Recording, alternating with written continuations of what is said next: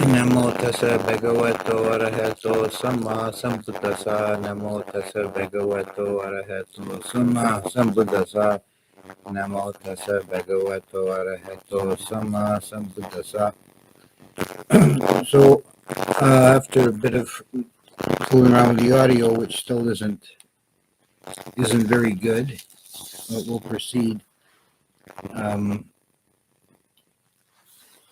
We're going through the chapter 5 of the Sutta Nipata, the way to the beyond, and I've decided to use for the text. I've decided to use Sadatisa's translation, which is I don't know if I'd say it's better than Bhikkhu Bodhi's, but it may be a bit more fluid English. I've liked this translation for a long time. So, to recap, this section of the Sutta Nipata concerns the meeting of 16 Brahmin students with the Buddha, and each one asks a question, and the Buddha answers the questions one by one. The initial story was that their master had been cursed by another Brahmin and was afraid his head was going to split to 7 pieces, and he sent these students out to investigate if there was any way to escape that fate. And the Buddha dismissed that pretty quickly, and then he asked them if they have questions of their own. And the first question is by one of these Brahmins named Ajita. "What is it," said Ajita, "that smothers the world? What makes the world so hard to see? What would you say pollutes the world, and what threatens it most?" "It is ignorance which smothers," said the master, "and it is carelessness and greed which make the world invisible. The hunger of desire pollutes the world, and the great source of fear is the pain of suffering." So this kind of sets the tone for many of the questions that the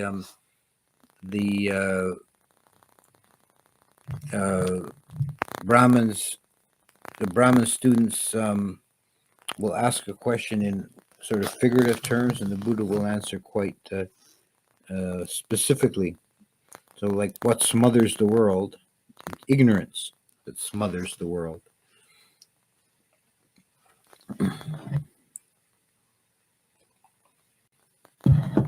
Ignorance keeps us in the dark and doesn't allow us to doesn't allow us to see reality, doesn't allow us to see the Four Noble Truths or the 3 characteristics. So it's like being smothered. Carelessness and greed make the world invisible. Bhikkhu Bodhi has heedlessness and miserliness. So makes the world invisible, meaning we don't see the world properly because we're blinded, we're deluded by carelessness and by a greediness for sense pleasures. And this is the way samsara works. That because we don't see clearly and because we have desire, we keep feeding the engine of becoming again and again. So the world invisible means we don't see it. We don't really see our situation because we're besotted with shiny things of samsara. The hunger of desire pollutes the world, and the great source of fear is the pain of suffering. Now that last is a pretty powerful statement. It doesn't require much explanation, but Fear is, of course, a very debilitating mind state. And it ultimately comes from a fear of suffering. And since we know suffering is inevitable in the samsara, then fear is quite useless. And Ajita goes on, in every direction, said Ajita, the rivers of desires are running. How can we dam them, and what will hold them back? What can we use to close the floodgates?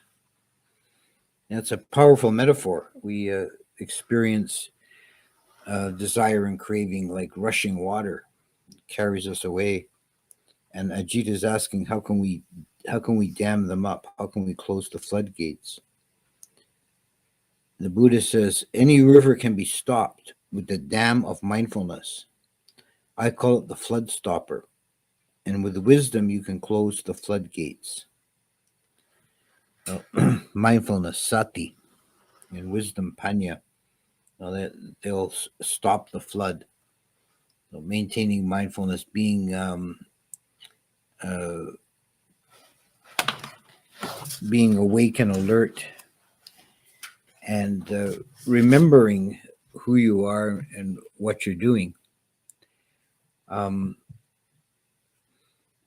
word sati, perhaps this is worth commenting on. The word sati, that's translated mindfulness, pretty much everywhere, has some connection with memory. It's quite explicit in the Sanskrit cognate smriti, which literally means memory, and in the Pali, several times in the suttas where some individual is being praised for being mindful, the phrase is used, he is satimant, meaning he is a mindful one. He's possessed of mindfulness. He is satimant. He easily recalls that which was said and done long ago. And someone who is reborn satimant, as the case of the bodhisattva, they're reborn with their memories of their past lives. That's called being reborn satimant, or with sati, with mindfulness. So mindfulness has this connection with memory, but it's not primarily memory. One of the older translations of sati you may come across is recollectedness, which I think is probably more literal to the meaning than mindfulness. I think you could call it remembering to be present. No, this is a bit counterintuitive to people because we've sort of got it into our heads that sati means being in the present moment, and that's not really wrong. But being in the present moment means being connected with the full spectrum of experience, which includes the past history that got you to the present moment. So if you're mindful, you remember who you are, where you are, what you're doing. So, and wisdom, the other factor here, comes from seeing things according to reality. So you're not fooled by the objects of samsara. You see them as empty and dependently arisen. So it goes on. Sir, said Ajita, where there is wisdom and mindfulness, there is also the hybrid of mind and matter. That's namarupa, the generation of individuality. What brings it all to a halt? This is the answer to your question, Ajita, said the master. Individuality can be brought to a total end by the cessation of consciousness. Nirodha. Individuality, name and form. Let me see how Bhikkhu Bodhi translates that line. I think he translated it a little differently.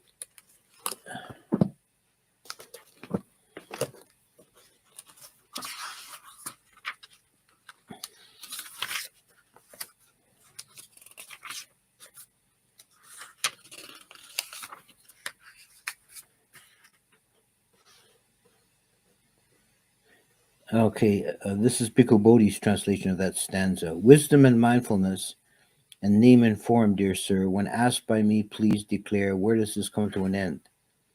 As to this question that you ask, I will tell you, Ajita, where name and form come to an end without remainder, it is by the cessation of consciousness that this here comes to an end.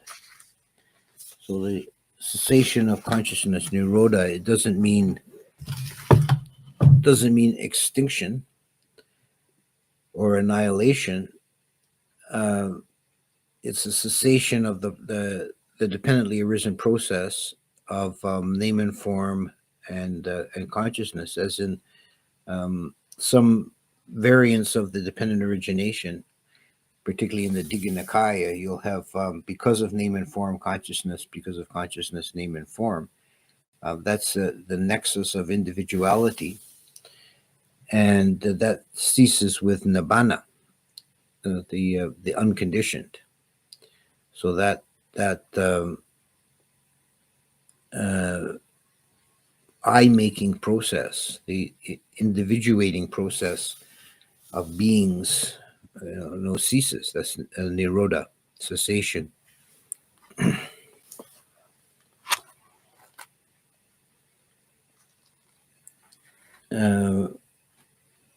Then Ajita says, there are people here who have mastered all of the teachings, and there are students and apprentices, and ordinary people too. So tell me how these people should live and work. So the translation here is referring to arahants, sekas, which is someone who has stream entry or higher but not yet arahantship, and ordinary people or patujanas. And the Buddha says, let them be like a wanderer, a monk, says the Buddha, mindful and skillful in every way. They should free themselves from pleasure hunger and make their minds calm and undisturbed. So that's an excellent summary of the practice as a whole. Mindful and skillful in every way. They should free themselves from pleasure hunger and make their minds calm and undisturbed. So 3 factors: mindfulness, recollectedness, we could say,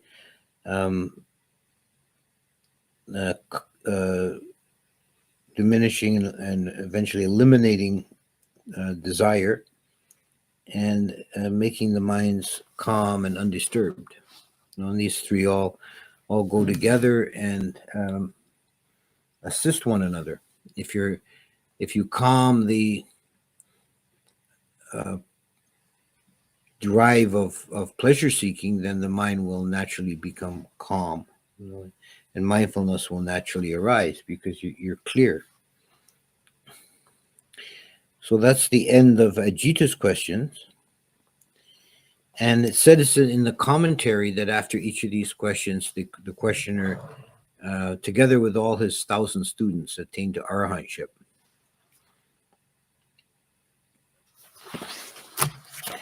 And it also says in the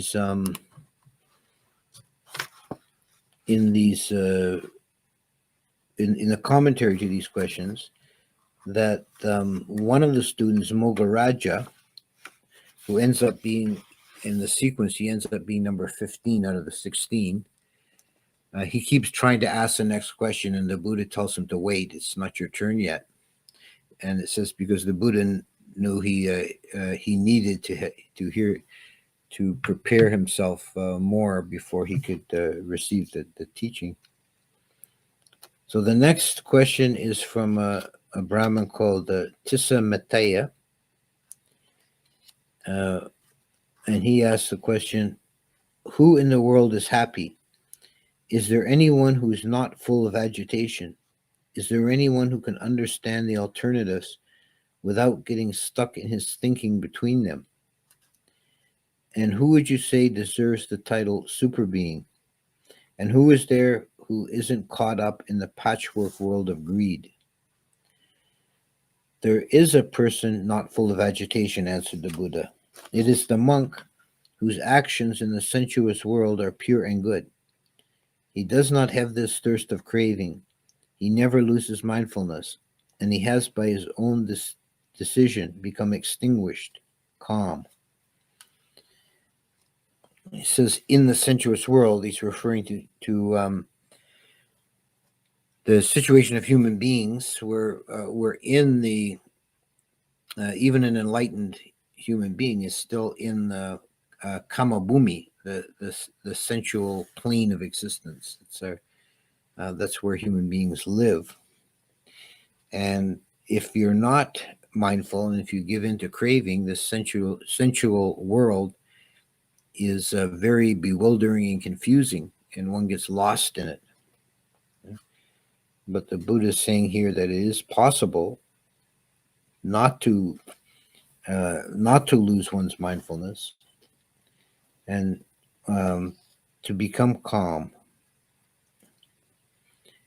He understands the alternatives without being stuck in thinking about them. This is what I would call a super being, a man beyond the patchwork world of greed. So the commentary, I'll go to the passage there in the commentary, give some examples of not being stuck in the middle. See if I can find that.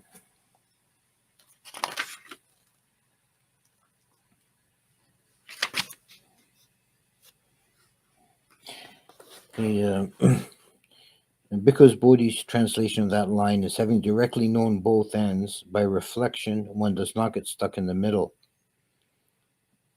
And some examples are contact is one end, the origin of contact is the second end, that's the origin of contact is feeling, and the cessation of contact is the middle. The past is one end, the future is one end, and the present is the middle. Pleasant feeling is one end, painful feeling is the second, and neither painful nor pleasant feeling is the middle. Name is one end, form is one end, consciousness is the middle.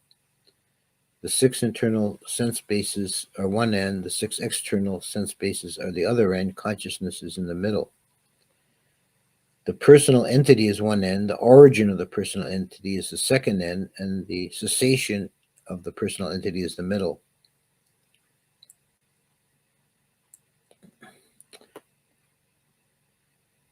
I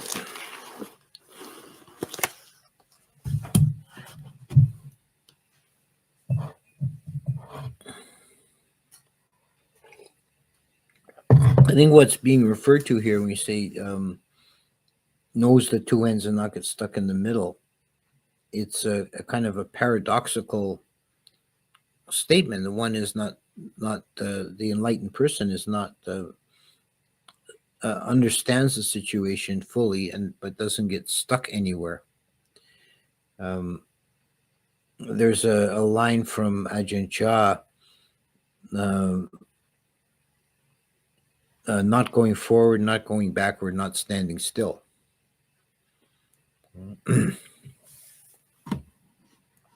So one doesn't become attached to any alternative. There is I think the danger or the fallacy of trying to practice the middle way, seeing both ends of a dilemma or a situation or an idea, and then thinking the middle must be the place to take a stand, whereas the middle is just, again, another trap, another variation. So one enlightened person takes no stand anywhere. It's one of the characteristics of the enlightened mind in a definition that occurs a couple of places in the canon. It's boundless, luminous, and finds no footing. So it doesn't take a stand anywhere.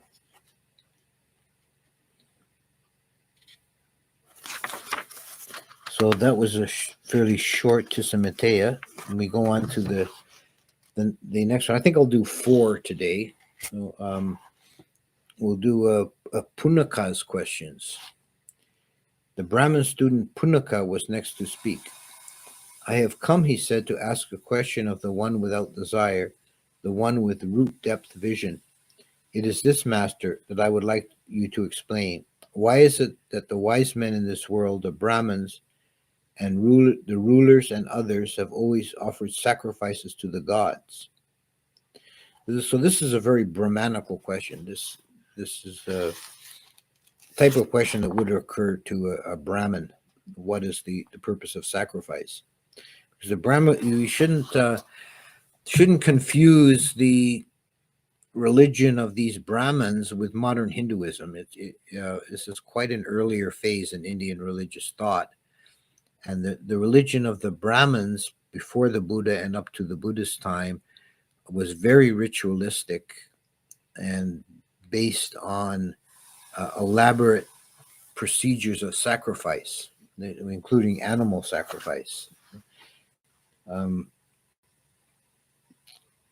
it was actually believed by the Brahmins at the time that if the sacrifice was performed absolutely correctly, then the gods were compelled to grant the wish of the sacrificer. So it was kind of a lucrative business to be in, being a Brahmin. Somebody wants heal their sick child or get fertility for their crops or whatever it might be, they would pay the Brahmins to perform a sacrifice. And if it didn't come to pass what they wished for, the excuse would be that there was some mistake made in the sacrifice. Anyways, this fellow is asking why do they offer these sacrifices to the gods? These men, said the Buddha, were always making offerings to the gods because as they grew older, they wanted to preserve their lives as they were. As wanting to longevity. But Master, said Punnadhammo, did they ever get beyond old age and birth by making all these careful offerings? Their prayers, said the Buddha, their praises, their offerings and aspirations were all made on a basis of possession, of reward. They longed for sensual pleasure. These men, these experts in offering, were delighted in the passion for becoming. These men could not get beyond getting old and being born. So the Buddha, particularly in the Sutta Nipata, there's other suttas in this this collection that shows the Buddha specifically critiquing or criticizing this Brahmanical religion, and he's saying no one ever got beyond birth and death through a ritual, through these sacrifices, and their underlying motive is sensual pleasure. You must explain this to me, Master, said Punnadhammo. If all the offerings of the experts couldn't get them beyond aging and birth, then who of all men, who of all the gods has ever managed to go beyond? The Buddha answered, when a person has assessed the world from top to bottom, when there is nothing in the world that raises a flicker of agitation, then he has become a person free from the smoke fumes, the tremblings, and the hunger of desire. He has become calm. He has gone beyond getting old. He has gone beyond being born, escaping the wheel of rebirth. The whole world from top to bottom. So nothing in the world causes such a one to experience fascination or fear. It's all all the manifold, diverse forms of samsara. They bewilder the mind of the heedless, and are driven back and forth between desire and aversion, which often takes the form of fear. So the objects of samsara are either fascinating or terrifying. But if one has seen it top to bottom, seen it all, and not not experiencing any agitation, then he has become a person free from the smoke fumes, the tremblings, and the hunger of desire. He has gone beyond getting old. He has gone beyond being born. The Buddha answered, when a person has assessed the world from top to bottom, when there is nothing in the world that raises a flicker of agitation, then he has become a person free from the smoke fumes, the tremblings, and the hunger of desire. He has gone beyond and he's free from the smoke fumes, the tremblings, and the hunger. That is the three roots. Smoke fumes is ignorance.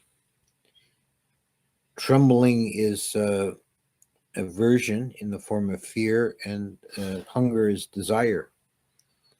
So he becomes calm. He's at peace. And only then is he beyond old age, death, and rebirth.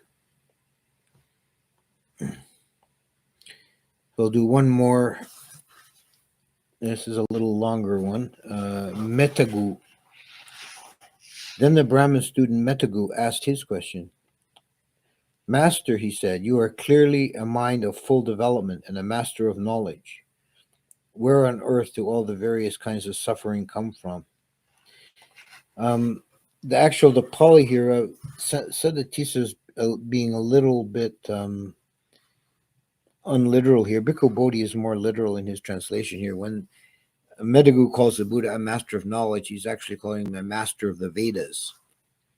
So he's giving him the highest kind of respect a Brahmin could give, although it's not strictly, it's definitely the Buddha was not, he didn't base his teachings on the Vedas. This is a slightly inappropriate, but seemingly well-intentioned compliment.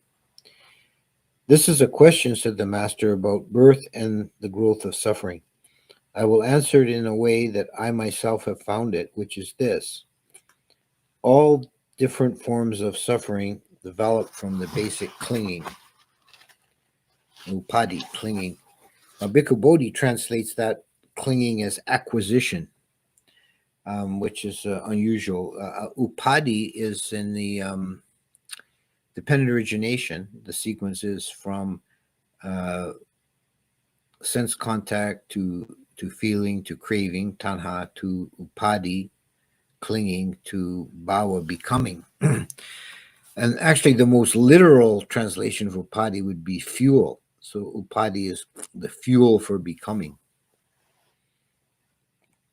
And I could see acquisition is not a bad. It's an unusual choice. It's not a bad one, because what the difference between craving and clinging, tanha and upadi, is that craving is a very rudimentary kind of impulse in the mind. It's just a movement of the mind towards a desired object, but it's not articulated. It's just an impulse. But then it becomes more sophisticated with upadi, or clinging, or acquisition, in that the mind, what was just an impulse, now becomes kind of a project. The mind is now seeking to acquire this object. And in doing so, that creates the tension of self and other, because if there's to be a possessed object, there must be a possessor. And this is the beginning of bhava, the beginning of a self-creation. So here he's saying that all the different forms of suffering develop from clinging. When a person does not realize this, he makes the basic attachment. The sluggish mind will undergo suffering. When a person realizes this, he should not make the basic attachment, seeing where suffering starts and grows.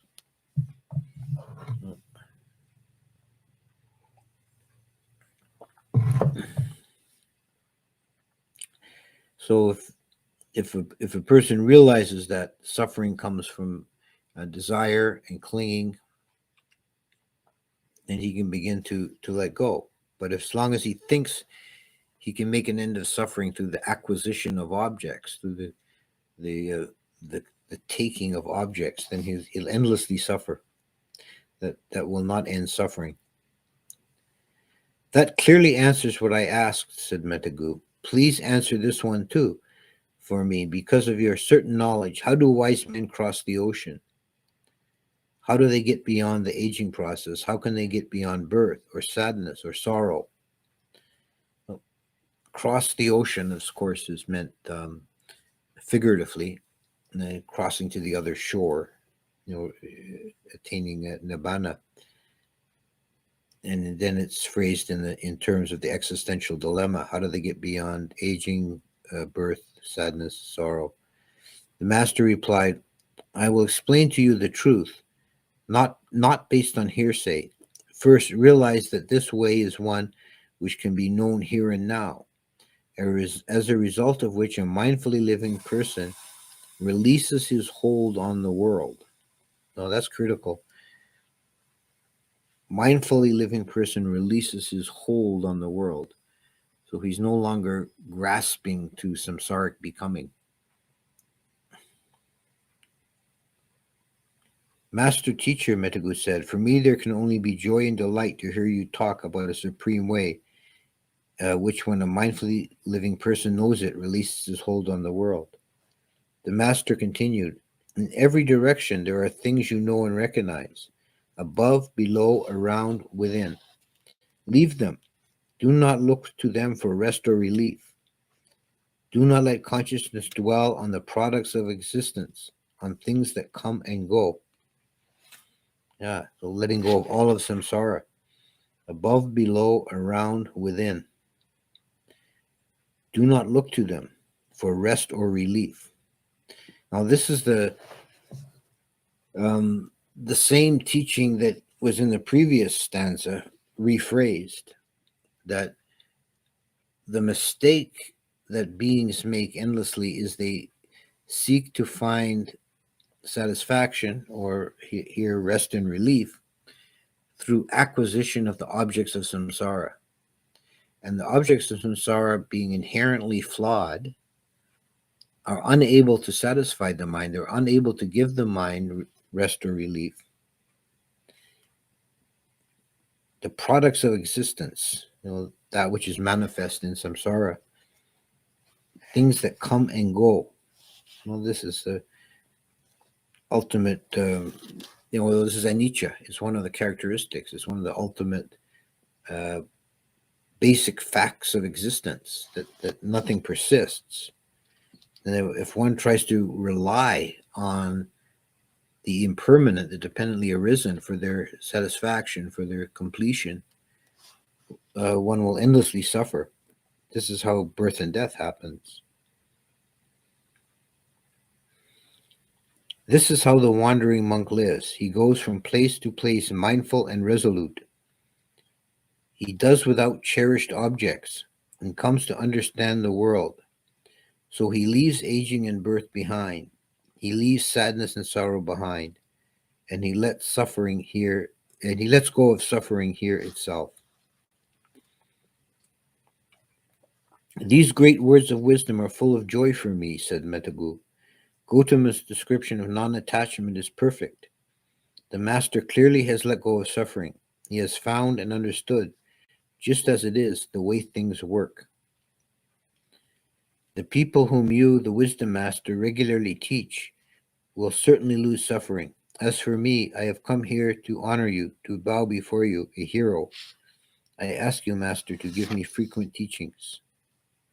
The master answered, when you are aware that a man is a Brahmin, a master of knowledge, a person with nothing, a creature with no tie to being or to pleasure, then, Metagu, you have found an ocean crosser, a traveler beyond the deserts and the doubts, a voyager who has reached the other shore.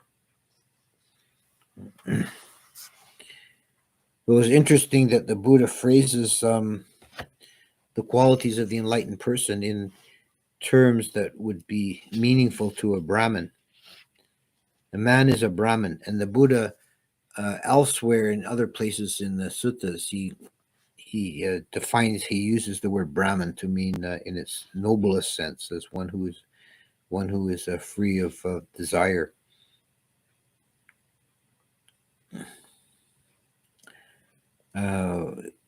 He says, for example, that I don't call a man a Brahmin because he was born into that caste. I call a man a Brahmin because he's wise and mindful. A master of knowledge. It's again a Veda master. The word Veda actually means knowledge. It's a variation of the word Vijja. So the Buddha, for example, the Buddha is said to have, on his enlightenment night, he realized that T-Widya, that's Pali, 3 knowledges. And I think that's a definite allusion to the 3 Vedas. Of course, defined entirely differently, but this is something that the Buddha often did with language. And then the final stanza, and this is where we'll stop for this evening. This is a knower, a master of knowledge, a hero who has dissipated the pull of constant becoming, a man who has lost the clinging, the trembling, and the hunger of desire. This, I would say, is the man who has gone beyond getting old. He has gone beyond being born. Yeah. So again, the reiteration of the theme that comes up in many of these questions. The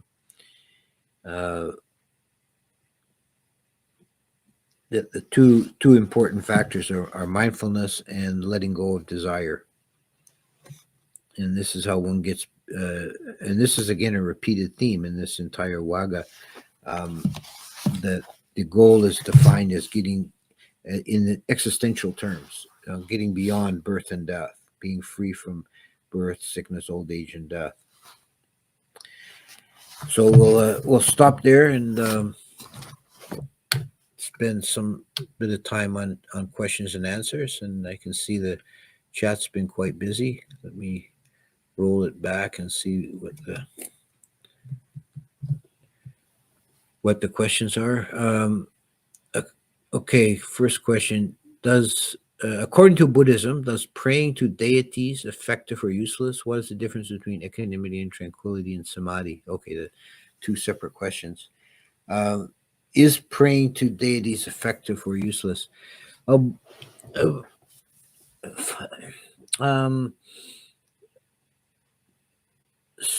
Formal Buddhist teachings does not include praying to deities. Deities are seen that there is, of course, the conception of beings in higher realms that we call devas and brahmas, but they're also beings within samsara. They're more refined and superior to us in some ways, but they're still caught in the cycle of birth and death.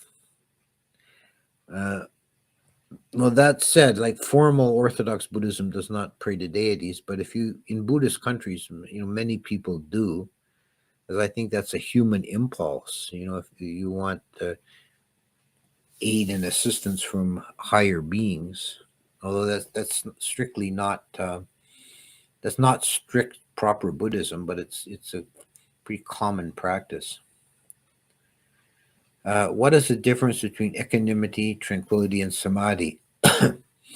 They're all related factors because they're all 3 of them classed as calming factors in the 7 enlightenment factors. So they all support each other, but there's some difference. Equanimity, upekkha, is the how to define it in these terms: to be at peace, or not picking and choosing, not judgmental, just being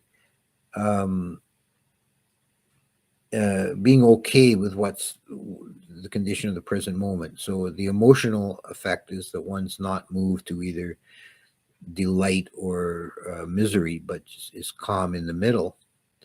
But it's applied to objects in that they're all seen with an equal vision, and one's not moving towards one or the other.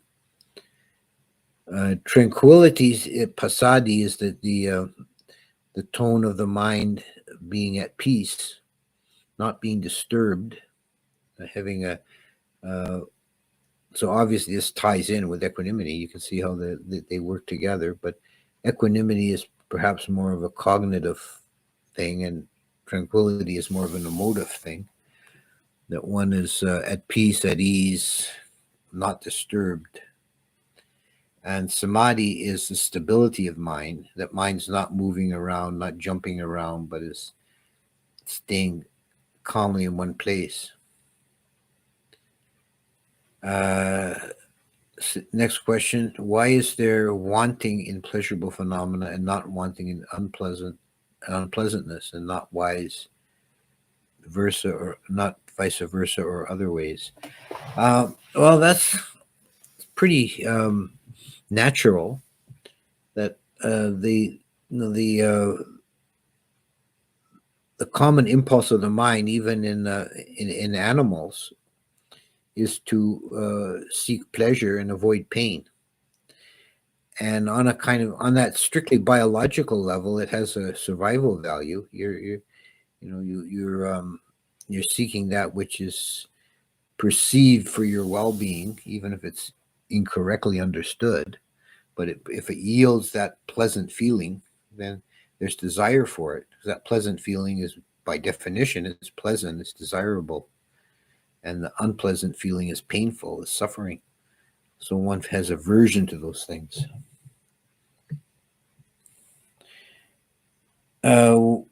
What is the border between matter and mind? Matter is inert. It has no ability to do anything on its own.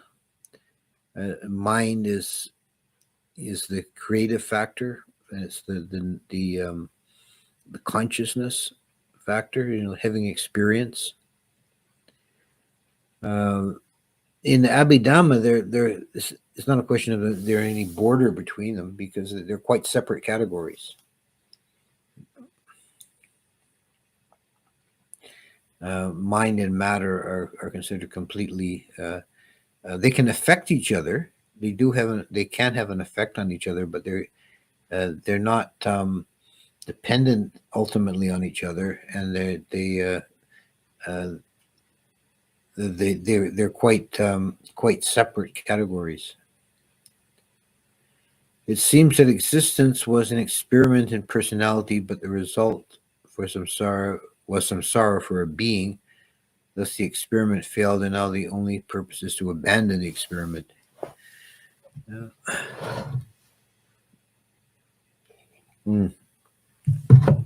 You could put it that way, say that's an experiment that we've been running on ourselves for billions and billions of years. Could we say that an enlightened mind doesn't get stuck in the middle because he lets go of both ends and the middle? So he enters the Isle of No More because he left all the lands where it floods. Yeah, I think that that's actually a decent way of putting it. If Rupa beings are beyond sensual desire, where are they born with the capacity to see and hear? What the questioner is referring to, Rupa beings are Brahmas, the Brahma beings, and they're beyond sense desire, and they have only the two senses of sight and hearing, which are said to be functional. So they don't desire objects, but for them to operate within their own realm of existence, they need to be able to have some means of discerning external reality. So they have sight and hearing. Is it possible for consciousness to leave the body? Well, there is some. Oh, sorry, I scrolling